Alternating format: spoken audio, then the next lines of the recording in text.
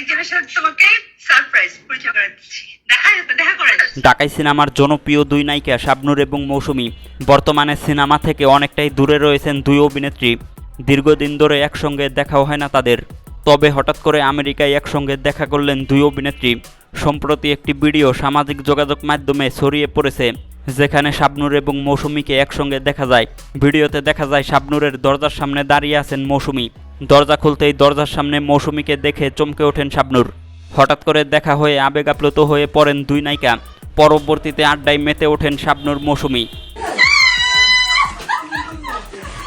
দুই নায়িকার এমন ভিডিও দেখে ভক্তরাও করছেন প্রশংসা। ভক্তদের অনেকেই বলছেন দুজনকে একসঙ্গে দেখে বেশ ভালো লাগছে।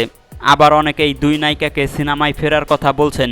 মূলত আমেরিকায় কাজী মারুফের বাসায় আড্ডা জমিয়েছিল তারকারা, আর সেখানেই দেখা হয় লেডি সুপারস্টার শাবনূর এবং মৌসুমীর। দেখে দুজনকে বিয়ে করো না।